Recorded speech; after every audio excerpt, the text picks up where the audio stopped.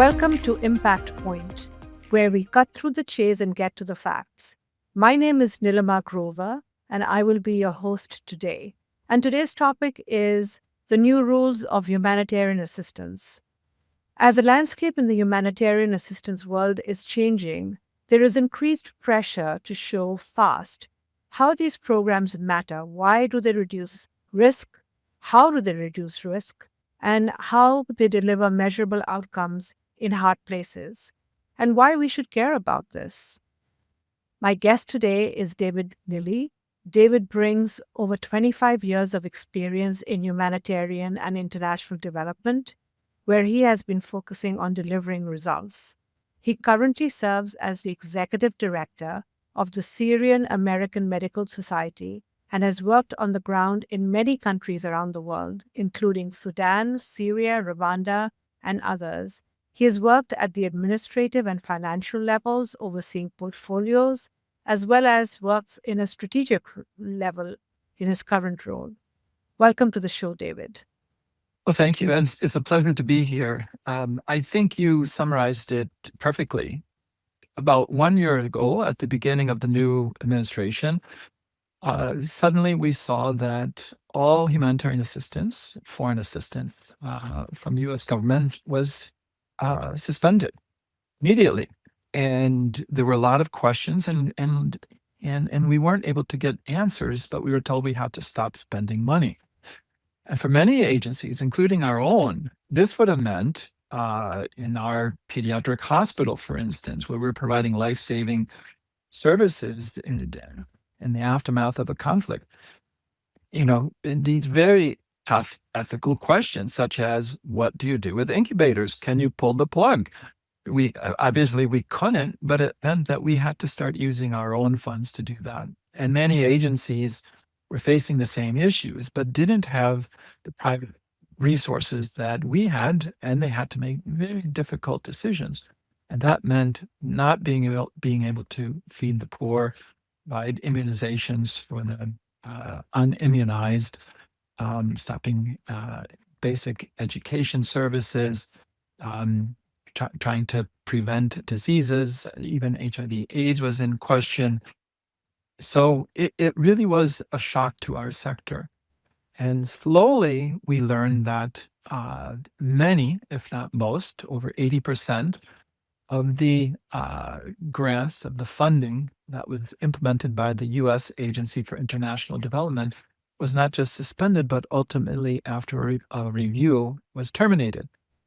And what does this mean? So at the beginning, you said, our sector, my peers, the agency of humanitarian assistance, have to adapt, shrink, or die. Many of them simply didn't have the option of adapting.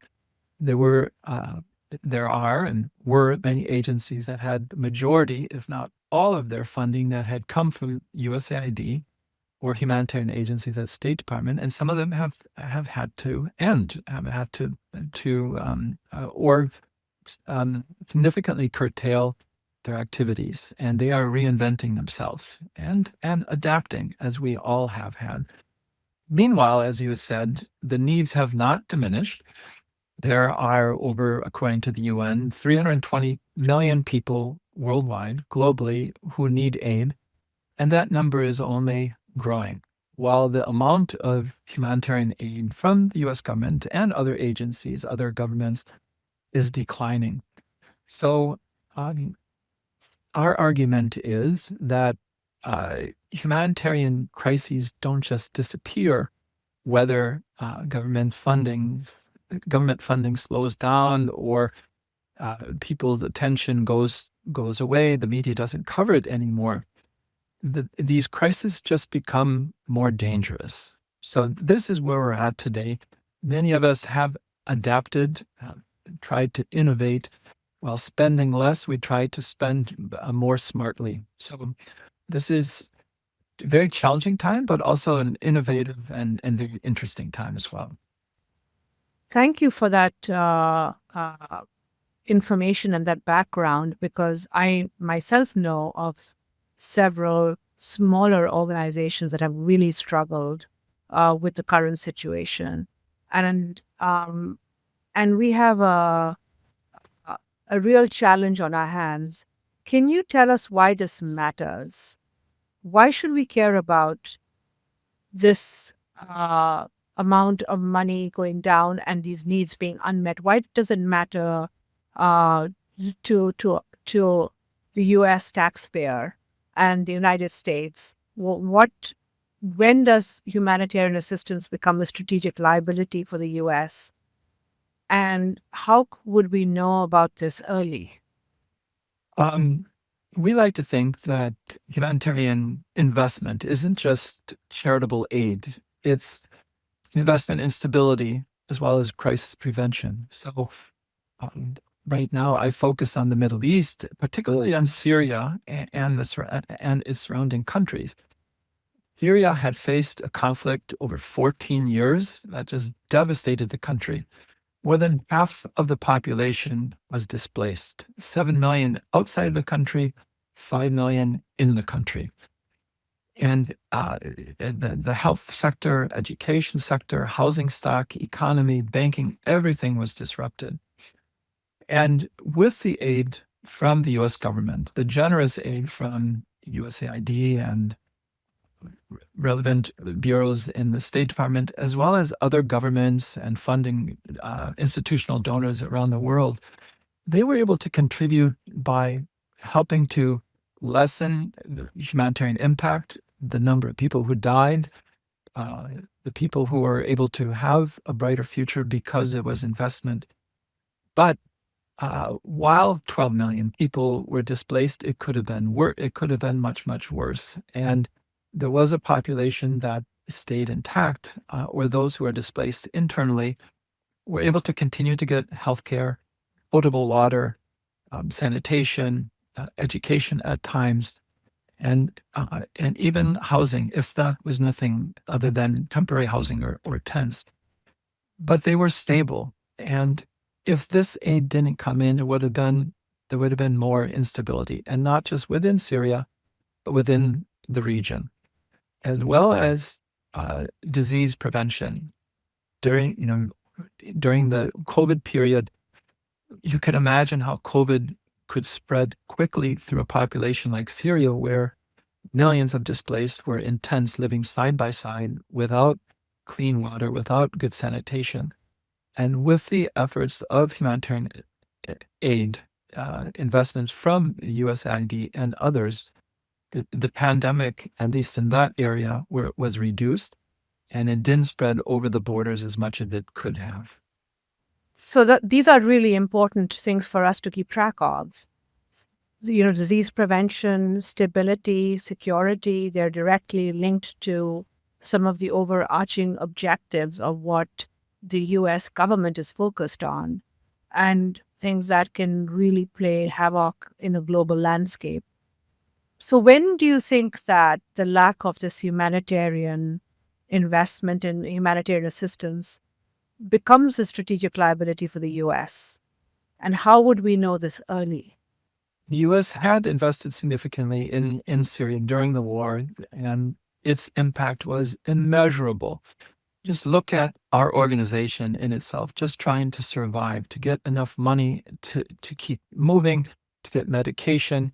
And yet, the Syrian government itself and its Russian ally literally attacked, as a tactic of war, medical facilities, hospitals, clinics, ambulance systems. We lost over 62 staff during this period. And we literally built a medical facility in a cave. And some of our facilities look like bunkered buildings because they were, and we had to do that. This investment helped keep basic services going, helped keep the population stable. And then about 15 months ago, the country was liberated, or there was a transformation of the country from the old regime to the opposition group that had been in the north, and it overtook the regime. Bashar al-Assad fled to Russia, and suddenly there was a new government. We like to look at it as the investment that had been made helped bring the country to this period, helped keep the population intact, and stable to the period of liberation. First time in 54 years, the Assad regime was gone. And it was an incredible opportunity to bring in a new government, but to support it to be as democratic and open and fair as possible, as well as to help that government provide basic essential services to stabilize that population so that there wasn't another flood of people going over the border um, and destabilizing countries around it, Jordan, Lebanon, Turkey, Iraq, even Iran, because they were getting basic services. And with an investment of humanitarian assistance today, there could be a benefit in helping people to return home. No one, the 7 million people who fled the war and are outside of Syria, will not come home unless they can find adequate housing, unless they have schools, unless they have basic health care, and hopefully have a job. So by continuing the investment in Syria at this time, we feel it's just essential. Without it, there could be increased instability. And yes, in the healthcare sector, with people clustered around with bad hygiene, sanitation, bad water, still living in informal clusters, camps, tents, that it could be a disaster for disease spread and disease spreading across the borders and globally. Yes, absolutely. So what are you guys doing? You're operating on the ground. What are you guys doing to prevent that situation from happening? You've got to understand what the country was like after liberation in December of 2024. Most of the country was ruled by the regime, and the regime put its money to defend itself and to be proactive trying. It was in war for 14 years. Likewise, with the areas that the opposition government controlled, and there were terrorist organizations. ISIS was active in parts of the country, and it was very fragmented. So if you look at healthcare, for instance, the hospitals that I saw in former regime-controlled areas, some of them you would not want to have surgery in. And in fact, if you did not have some kind of money from your family, you would not be able to have surgery. I would go into some hospitals and doctors who at the time were being paid $20, $40, $50 a month, depending on their experience, $20, $30, $40 a month for a doctor. If you needed surgery, you would have to find your own anesthesia. You would need to bring surgery gloves for your doctor. This is what the country was like immediately after liberation. The schools were in poor condition. Many of them were used for people who were displaced. Families were living in them. The economy was shattered. The banking system doesn't work, and it still does not use the international SWIFT system for banking, putting it at a great disadvantage for the private sector to begin and thrive, and so on and so forth. So there were so many challenges immediately after. We began talking with the government and saying, what can we do to help? And we moved to all areas of the country as quickly as possible, provided help in clinics and hospitals, started doing more medical education, bringing in emergency pharmaceuticals and supplies and equipment. But even in the early months, we would, night after night, we would get calls from a hospital saying, if we don't have fuel for our generators tomorrow, our hospital will shut down. If we don't have oxygen, the pediatric hospital will shut down. And we did everything we possibly could and tried to contact all donors, including private donors, to provide support. We were happy with what we could do. We are not the Ministry of Health, a vibrant Ministry of Health and other ministries. We simply tried to support the government to the best of our ability. And now we have a war going on. And I know that, there's a shift in international attention towards Gaza, Iran, and the Gulf states. but there is a big challenge in Lebanon now, and Syria remains still very deeply affected by what's going on. So, what are you seeing emerge on the ground? And why do you think that we can't take our eyes off of Syria right now? That's an excellent question. And after liberation, I think Syrians themselves felt they were excited. They could travel throughout the country for the first time freely. They could speak freely without looking over their shoulder. The prisons were emptied of political prisoners, those who had survived. And we felt optimistic. Everyone did. And I think there was a long honeymoon period of the population just looking and watching and hoping. And this meant that the government had to have the capacity and the governance capacity to provide basic services. And we were there to try to help out in the health sector. Others were there to help in education. But without basic services, people would start questioning, when are things going to get better? So it's very important to show that there was advances in basic services. But one thing that I guess didn't surprise us is that there are still dangerous areas and there are still spikes of conflict that happen throughout Syria from time to time. In the past 15 months since liberation, there was conflicts in the coastal areas near the Mediterranean. There was a conflict, an ongoing conflict in the far south between ethnic groups, and there was great displacement of people from that conflict.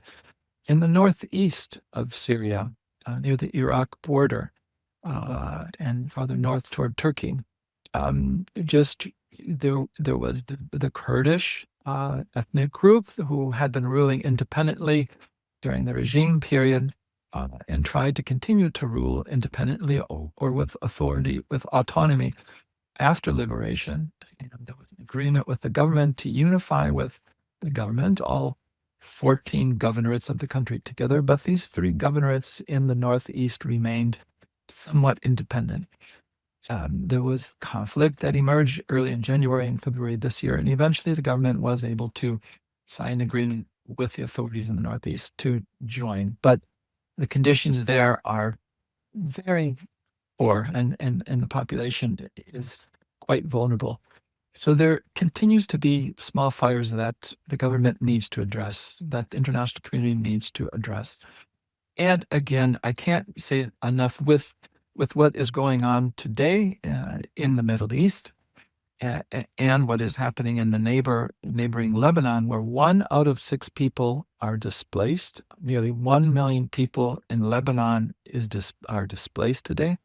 Many of them had come over the border into Syria, which means they thought Syria was better than Lebanon conditions after Syria went through 14 years of war. So now more than ever, there is a need to invest in the stabilization, the security, the basic services of Syria. I think it needs it now more than ever, not just for Syria, but for the entire region. And the cost of not doing that, it could be very big because of the ramifications of, the large number of people that are going to go untended, like you explained earlier. Exactly. It's hard sometimes to show that the investment in humanitarian assistance or even in recovery assistance pays off, that there's a strong return on investment. How do you know that you help prevent the next civil war or the next regional conflict? How do you exactly know that you averted a regional disease outbreak or a global pandemic? That's hard to determine. But you can clearly see that if humanitarian assistance and the recovery is going well, people will vote by movement. They will start moving back into Syria.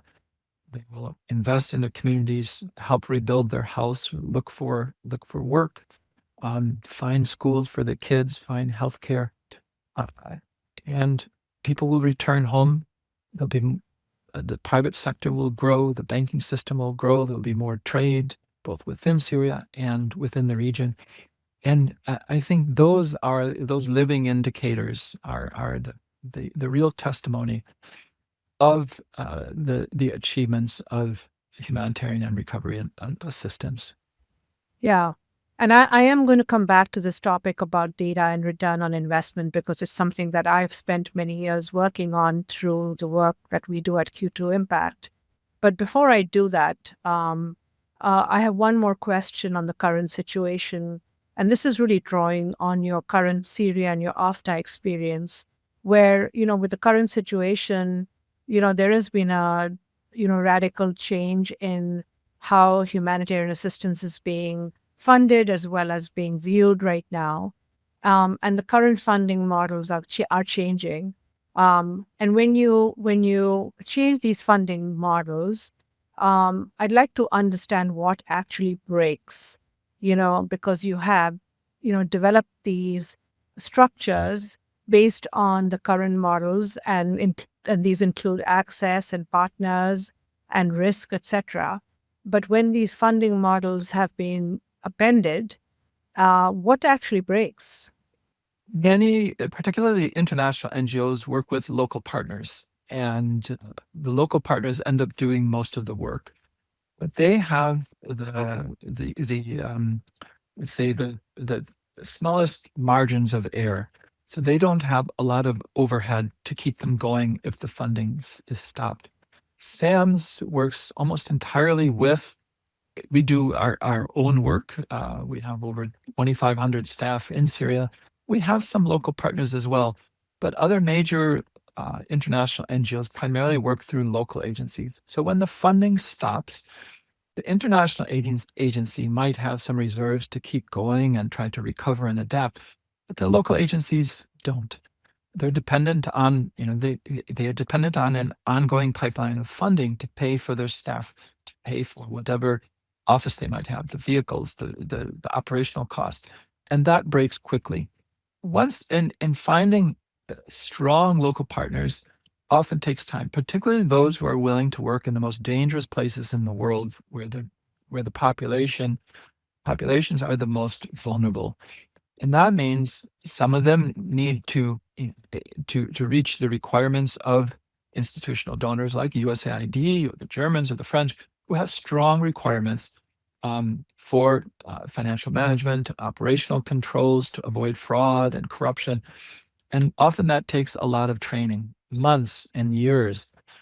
And so all of that had been built up. And when the funding cuts, these local partners are ended. And then you wonder, how can you access, if the funding starts again months later, a year later, how can you access the most dangerous places? This also means that supply chains are broken. And again, trying to get cross-border permissions to move pharmaceuticals, emergency food, or other humanitarian supplies takes a long time. Trusts and agreements on both sides of the border with different governments. Also, security arrangements with local authorities, and trying to understand the security dynamic where you may be working in a protracted conflict. Trying to understand that, where to avoid, how to keep your staff safe, changes. And if you don't have, if you're not active there, you're going to lose this information, and your staff could be endangered. Your field monitoring tends to drop. You don't have access to the same people who used to provide information to you. Your data might be weaker. So overall, you become a weaker implementing partner, and ultimately, who suffers the most are oftentimes the most vulnerable people in that country or in the world.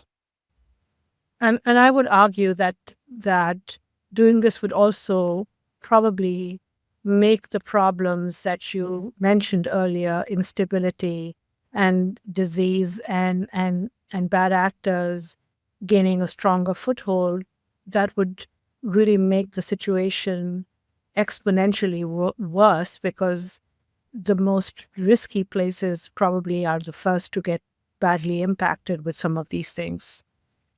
Absolutely. And people who, this is how people are attracted to extremist groups when they have, they've grasped the last straw, when there are no other options, nowhere else to turn. Can you imagine if and when we have seen funding is cut, hospitals and clinics close, schools close, um, uh, displacement camps are closed, food is not distributed. People who had been working for the agency lose their jobs. Everything starts falling apart. And this is how people, extremist groups, start to recruit and grow when these conditions happen, when the population starts simmering and it just becomes explosive.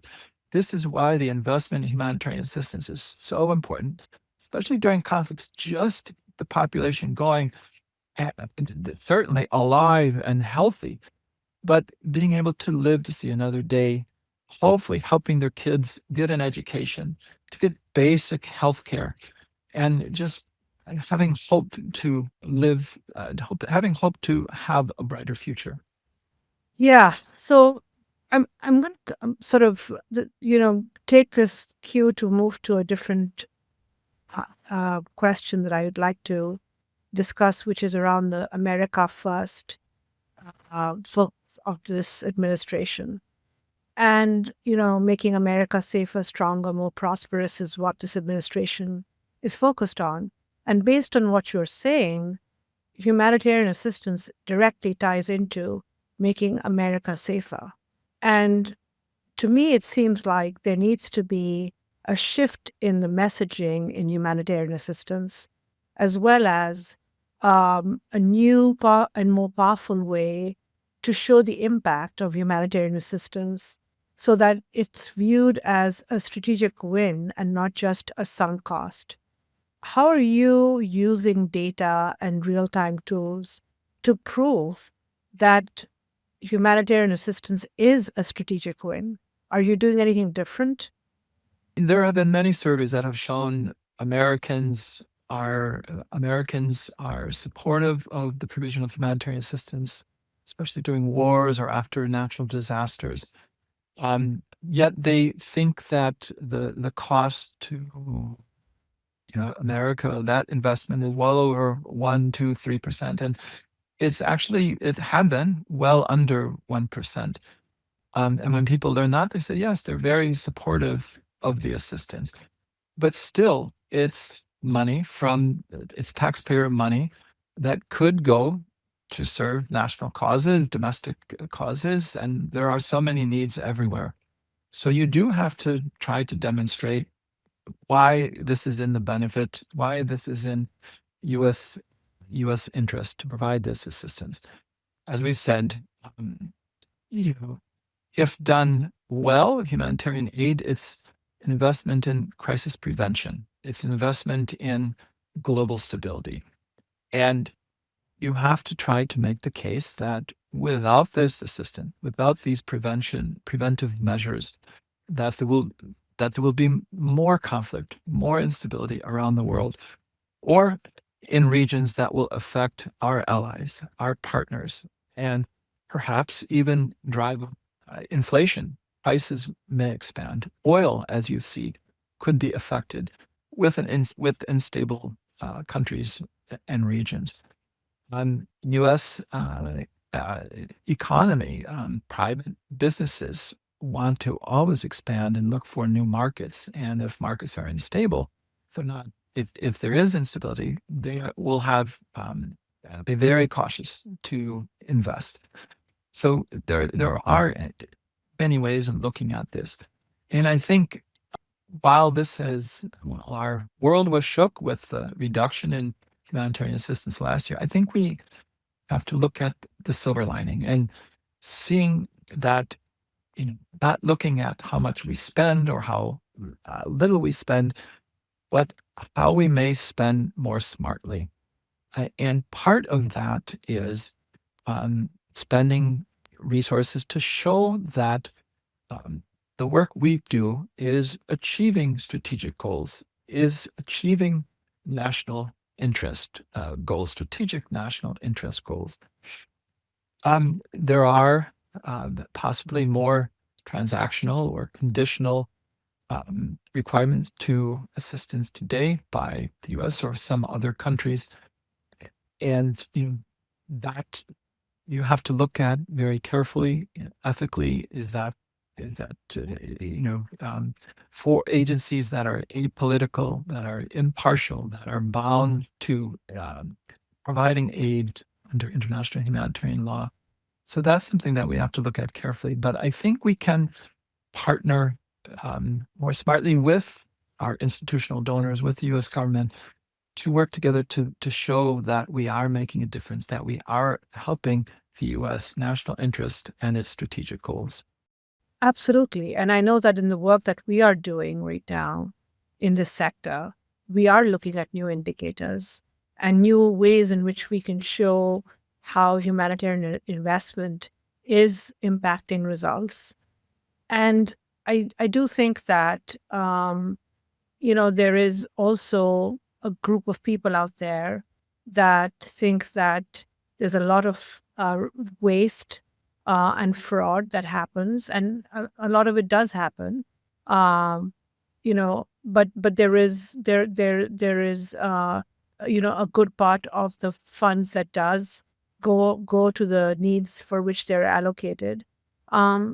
Given this focus on reducing waste and serving the U.S. taxpayer, can you provide some examples of, powerful oversight mechanisms that you might have implemented in the work that you guys do?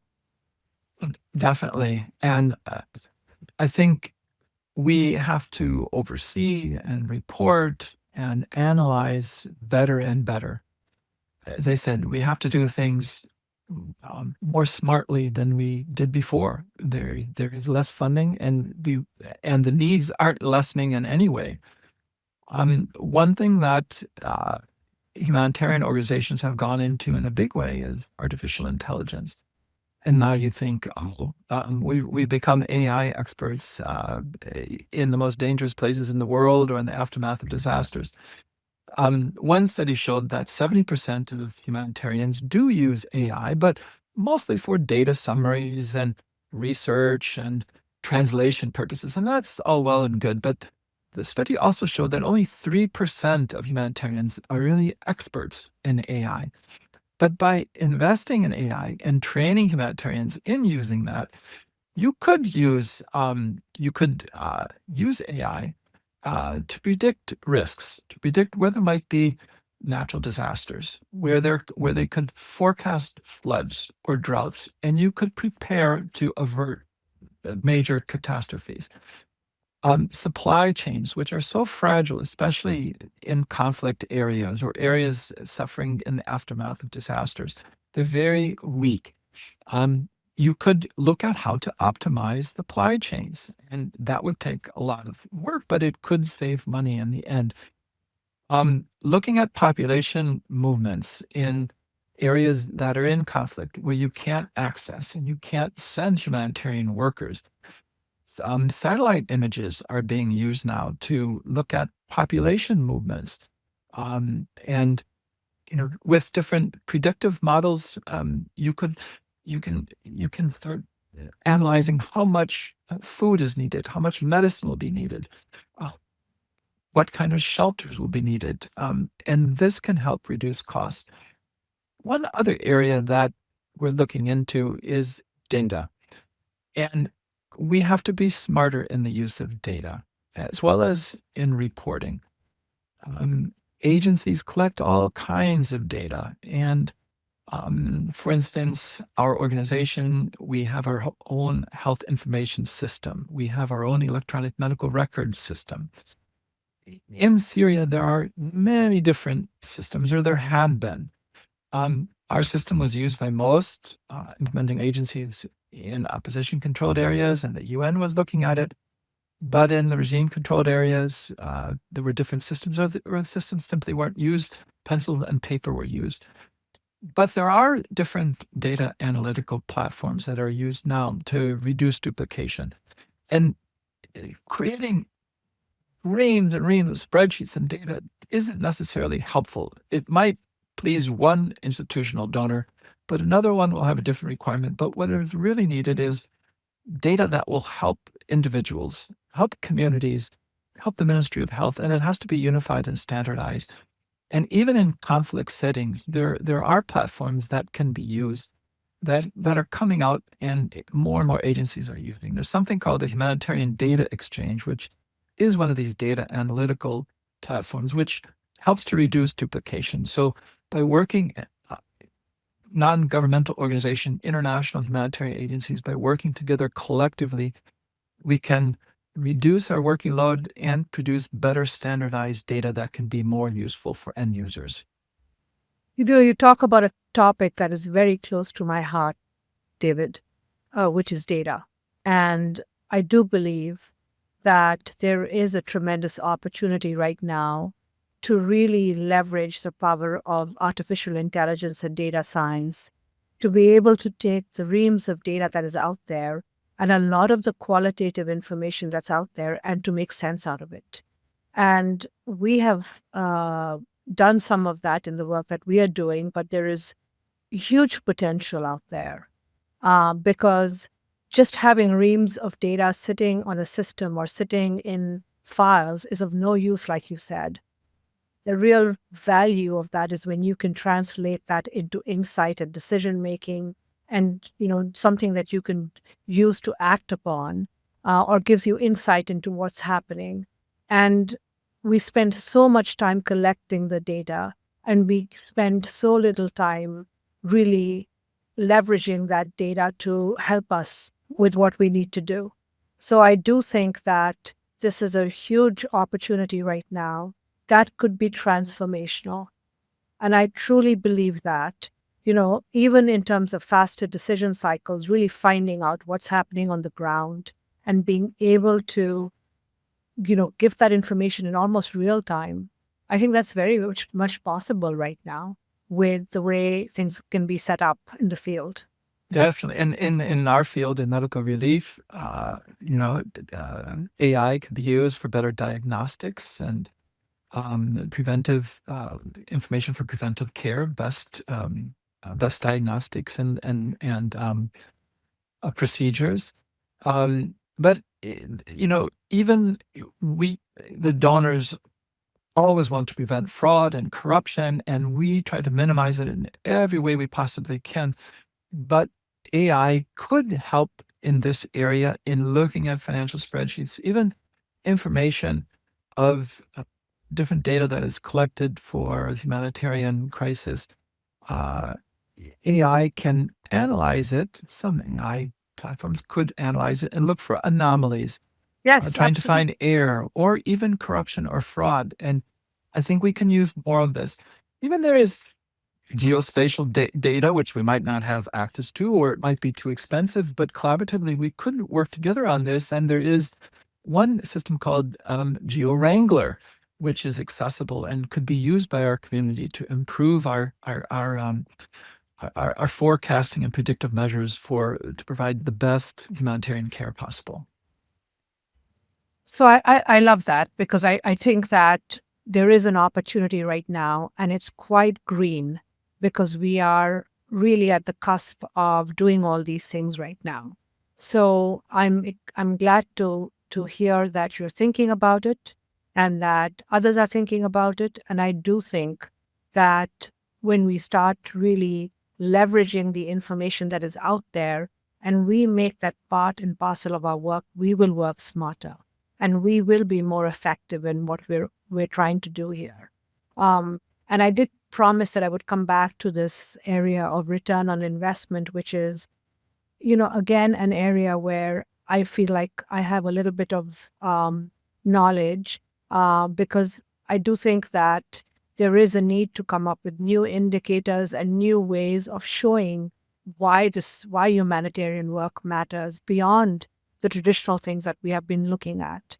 And right now, again, with AI and technology, there is a way to triangulate data from different sources to get to some of these questions and be able to, answer things that we couldn't answer before, which does open the door for new indicators, new things that can be very powerful for messaging the value of humanitarian assistance. So I would very much encourage thinking in that direction as well. Absolutely. Most agencies, as I said, and humanitarians do use AI just for basic purposes mostly. A small percentage do more, but there isn't enough training. I think that's one area that humanitarian agencies need to invest in, or donors need to invest in, as well as good AI policies. Only a fraction of agencies have actual policies to prevent, biases and poor applications, unethical behavior, cybersecurity issues. In the end, AI is not going to replace humans, but it can help us see risks faster, move supplies better, and catch fraud earlier. It can help enhance. It won't replace us, but it can help. And I think this is will be one growth area if we invest and train smartly in the future. Well said, David. And I think that we're also finding that AI can also take a lot of mundane work that takes lots of time and really make it a lot more faster, more efficient once you train the models. So that's something that we're doing as we are doing this work and helping with monitoring and evaluations and working with data. So as we close the podcast, you know, I'd like to get your thoughts on, if you were to be speaking to the US government, and given the fact that we are in this place right now where humanitarian assistance is much smaller and much different than where we were before. What advice would you give them on how to structure the next 2 years of this work under these current priorities? And what would you advise they consider? So you are assuming I'm very wise and actually have answers. I have opinions, and they Yes. probably vary from my colleagues. So I'll put that out there first. One thing that I would emphasize going forward is that you can't underestimate the importance of local knowledge, local partners. If there is a way for the U.S. government investing more in local partners, or even supporting international agencies to work with local partners, I think it's an investment that will really pay off. They are the ones who are on the ground. They know the situation. They know what faux pas to avoid, and they can give you the best information. So investing in local partners, I think, is extremely important. The USAID and the State Department for years, well before the changes in early 2025 with the new administration, has always talked about the private sector. And I fully believe in the private sector. Our organization gets millions of dollars each year in donated pharmaceutical supplies, medications, even equipment. One hospital that was swapping out its hospital beds for new beds donated 350 beds to us, which we were able to ship at a low cost abroad, and they are now in hospitals that need these beds. That is just one area. We get stents from some of the largest medical device corporations in the world, stents for hearts. We get pacemakers donated for us. We can work collaboratively with agencies who may have a product that they want to expand in certain areas. We can negotiate. We understand that each party has to mutually benefit. That if it would be helpful if the U.S. government could help form these networks or invite us to communicate. How can we help each other? As the U.S. government funding for humanitarian systems may be reducing, how can the private sector, American private sector, work with humanitarian agencies where we both benefit but are able to provide support for the most vulnerable in the world? So that's one area I would look at. Another area is being a true partner, reaching out and helping agencies with the host government to mediate when there might be different issues with financial transactions or access issues. The U.S. government has a lot of clout and can mediate and provide support for humanitarian agencies. Fund transfers, the issues, particularly in countries that are sanctioned, getting funds in is extremely important, extremely difficult. As I said earlier, the SWIFT system does not exist yet in Syria. So how do you get $2, $3, $4 million in each month to operate? It's very difficult.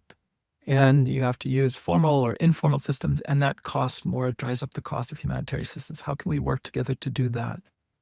And finally, definitely the U.S. government is, I think, moving toward more bipartisan, bilateral assistance and relations rather than multilateral, moving away from supporting UN agencies.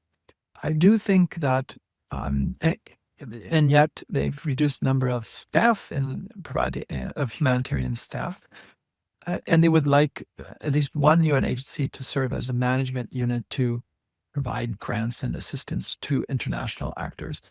I would like to see if that could be more directly linked or granted to humanitarian agencies to avoid the middleman and to reduce the costs. We're all trying to reduce overheads and maximize the absolute most of money to provide beneficial humanitarian aid. So those are just a few ideas. I don't have all the ideas. It's extremely difficult sector. Every donor has its own issues and concerns. So we truly want to be an active partner and work together with others because we all have the same goals and to reduce, to alleviate human suffering and to reduce death. These are all great ideas, David. I really appreciate you sharing these with us. I would add one more, which would be to really take a data-driven approach to this work and really, emphasize that as part of working smarter and more effectively. I think that should be underlying everything. So, any final thoughts before we wrap this up, David? I would just say that humanitarian assistance, people look at it as an act of compassion, as aid. But I would really say it's helping to avert crises before they become security issues. That fundamentally, I think, is one big outcome of humanitarian assistance. Yes, we try to alleviate human suffering, try to build better futures for the children, but we're trying to stabilize communities, stabilize countries, regions, and trying to avert global pandemics. This is what we do, and I think we may need to try to show this through data, through narratives better. But without the aid that the U.S. government has given for decades, there's no question the world would have been a much worse place. So we are so thankful for the support from the U.S. government over the years. It was just absolutely vital in Syria and in the region. Well, thank you so much, David, for the wealth of knowledge that you have shared with me and our viewers. Please do follow us on LinkedIn. The podcast will be published at on our website, which is www.q2impact.com. We'd love to hear from you, so please put in comments on LinkedIn. Tell us what you liked. Tell us what you want to hear more from us about. And thank you very much to our guest today, David. It's been a real pleasure. Likewise. Thank you very much.